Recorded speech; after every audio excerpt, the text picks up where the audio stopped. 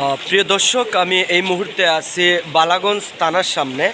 যেমনটা আমি বলছিলাম যে আজকে বালাগঞ্জের যে বন্যার পরিস্থিতি, মানুষের চলাফেরা খুবই কষ্ট হচ্ছে, গাড়ি চলাচল করতেছে না এবং আগে সাধারণত অটোরিকশা যেগুলা চলতো সেগুলো এই মুহূর্তে চলতে পারতেছে না। তো মানুষ খুবই কষ্টে আছে, খুবই অসহায় আছে। আমি যেমনটা আপনারা দেখতেছেন আমার পিছনে হচ্ছে বালাগঞ্জ থানা, যেটার ভিতরে পানি প্রবেশ করতেছে। এত পরিমাণে পানি, সাধারণ মানুষ চলাফেরা খুবই কষ্ট হয়ে গেছে এবং মানুষ আগের মতো স্বাভাবিক চলাফেরা করতেছে না।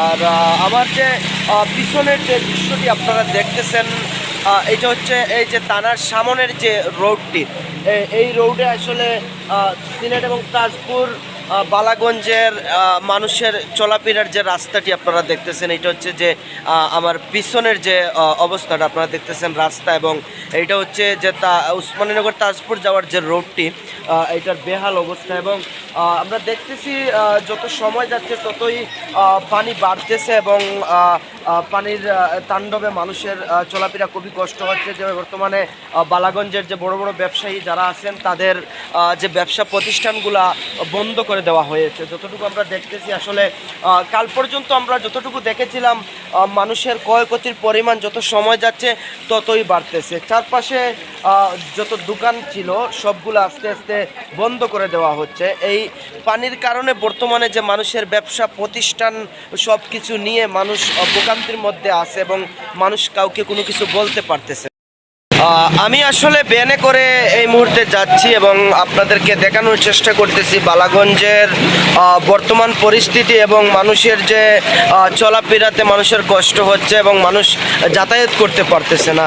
যেমনটা বলছিলাম যে ব্যবসা প্রতিষ্ঠানের বেহাল অবস্থা, মাজন যারা আছে সাধারণ ব্যবসায়ী তারা ব্যবসা করতে পারতেছে না, অবস্থা খুবই খারাপ। এরপরে মানুষের ব্যবসা প্রতিষ্ঠানগুলো একদম পানির নিচে চলে গেছে।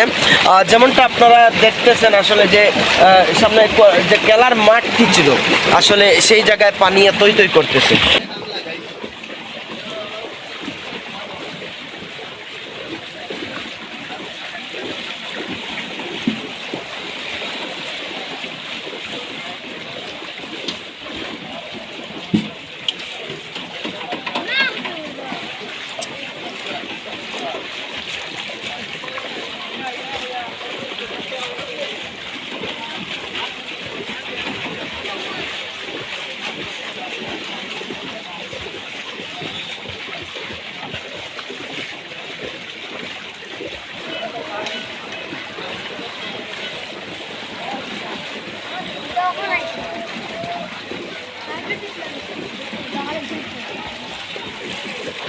তোমাদের কি কষ্ট হচ্ছে?